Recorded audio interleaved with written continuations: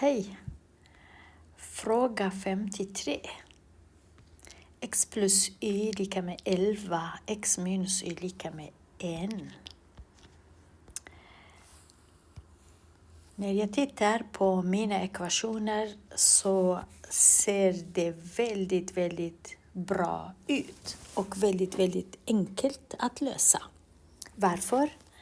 Eftersom jag har plus y minus y. Jättebra. Jag bara adderar ekvationerna.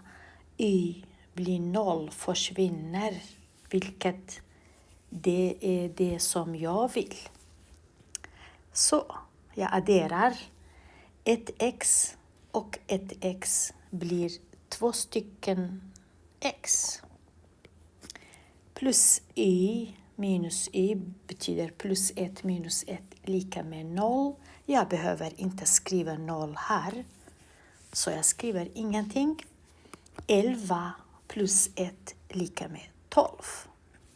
Betyder 2x lika med 12. För att veta x delar jag båda led med 2.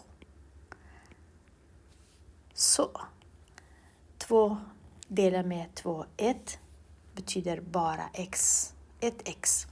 12 delar på 2 lika med nummer 6. Jättebra. Nu har jag x lika med 6 och bara y är kvar. Om jag vet hur mycket är y, då har jag löst ekvation eller systemekvationen. Så jag går tillbaka till mina ekvationer från början och jag tar bara en av dem, vilken som helst. Om jag bestämmer mig för att ta det här och ersätta x med 6 och se vad som händer. Så jag skriver igen ekvationen här. X plus y lika med 11. Nu när jag vet att x lika med 6 ersätter jag här. Istället för x skriver jag nummer 6 då. Så 6 plus y lika med 1. Lika med 11. Det var inte 1, det var 11. Så. Eftersom jag tog den här ekvationen. Så. Nu behöver jag ta bort den här bredvid y så att jag har y ensam. Eftersom jag har plus 6 då skriver jag minus här och minus här. Plus 6 minus 6 lika med 0. Bara y är kvar. Och 11 minus 6 lika med 5.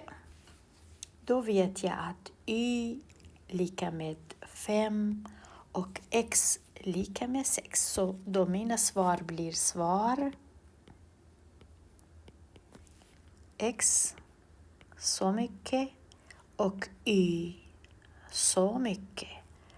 Då har jag löst ekvationssystem eller systemekvationen som jag hade.